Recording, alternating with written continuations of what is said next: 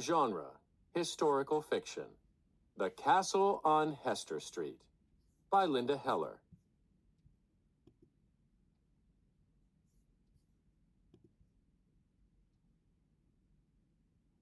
One day while Julie was visiting her grandparents, her grandfather said, "Did I ever tell you about my good friend Moisha?" "You told me about Herschel, the famous astronomer," Julie said with a giggle. "The one who discovered that the moon is a matzah. And you told me about Bessie, your little cousin whose braids were so long she used them for jump ropes. But you never told me about Moisha."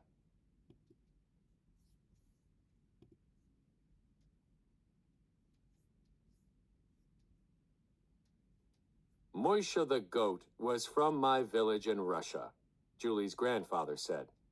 "He pulled the wagon I rode in when I came to America. Not only could Moisha leap across oceans the way others jump over puddles, but he could also sing. We started singing the moment we left Russia. 9,092 miles to go, 9,092 miles. After we pass that small patch of snow, we'll have 9,091 miles to go." Julie was about to join in when her grandmother said, "Saul, what are you telling that child?" "A true story, just the way I remember it, Rose dear," Julie's grandfather said. "Moisha's wagon was solid gold. It shone like a shooting star when we flew over the ocean."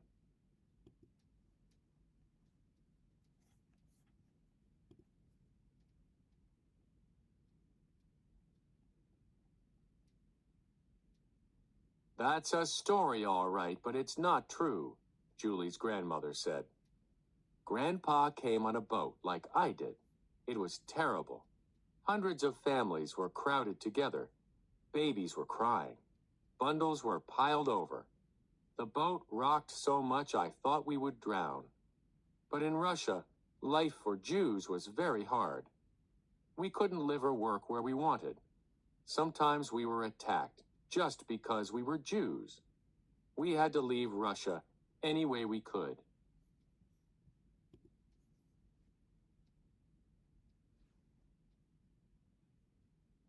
As her grandmother spoke, pictures grew in Julie's mind of her grandparents leaving their country and crossing a rough winter ocean on a boat so crowded they could hardly move.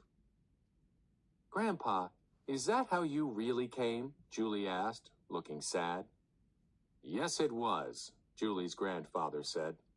He too looked sad until he added, "But what a welcome I got when I arrived.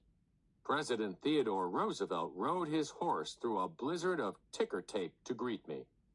'Hello, Saul,' he said. 'Mighty glad you could come.'"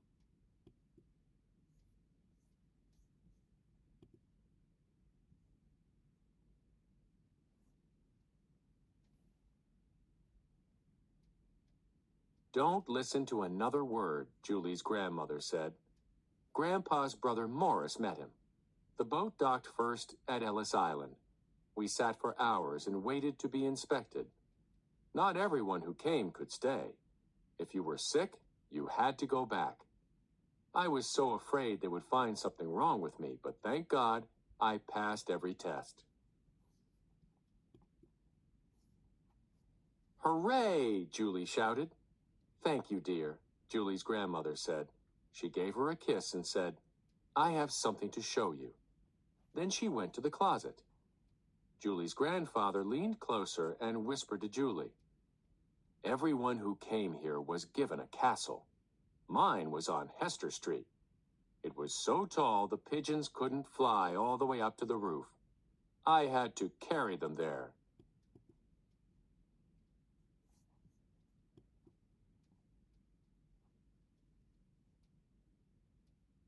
Julie's grandmother came back to the sofa carrying a box. "Did Grandpa tell you about the horrible little room he shared with Louis, the cigar maker, and Herman the tailor?" she asked as she sat down. "In those days, people had to take in boarders to help pay the rent. Life was hard. Grandpa had a pushcart. He sold buttons 14 hours a day, 6 days a week. The only rest he got was on Sabbath. "Poor Grandpa," Julie said, and she patted his hand. Julie's grandfather was quiet for a moment. Then he said, "But what buttons I had! Buttons carved from diamonds, emeralds, and rubies. Buttons as big as saucers. Buttons as big as plates. Buttons you could use as sleds in the snow."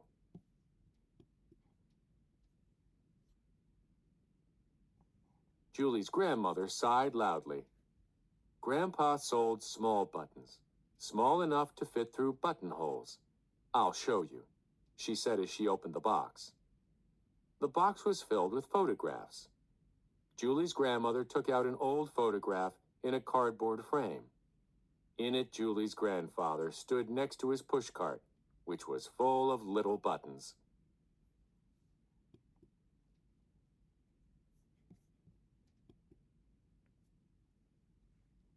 "Grandpa looks so strong," Julie said, feeling proud.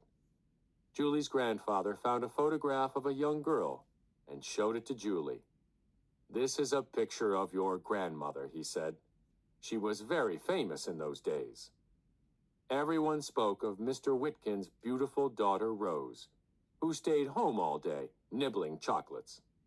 Her 5 big brothers had to watch so that nobody stole her away. "I worked 6 days a week in a factory then, sewing dresses, but I was very pretty," Julie's grandmother said, smoothing her hair. "You are still very pretty," Julie's grandfather said, and he kissed her cheek. "In Russia, your grandmother sewed for royalty. She made stitches so small they couldn't be seen. People wondered how the dresses stayed together." "That part is true," Julie's grandmother said proudly.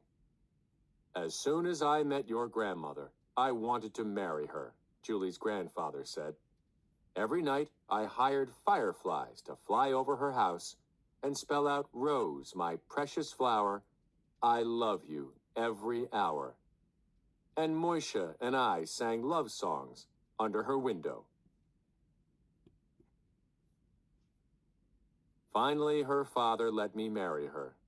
A year later, your mother was born. No one had ever seen such a beautiful child. Then Esther, Ruthie, and Benny were born, and they were just as beautiful. I made them tiny jeweled crowns, and they rode through the streets in hand-carved golden baby carriages.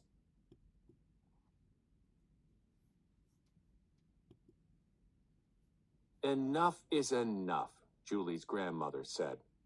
"From now on, I insist that Julie hear only the truth. Grandpa and I had to work even harder to feed all those babies, but we didn't mind. We had something more valuable than jeweled crowns and golden baby carriages. We had each other, and we were free to live as we wanted." "That's the truth, Rose dear," Julie's grandfather said. "And from now on, that's all that will pass through my lips." They sat quietly for a few minutes. Then Julie's grandfather smiled and whispered to Julie, "Did I ever tell you about the time Moisha the goat and I sang for President Wilson?"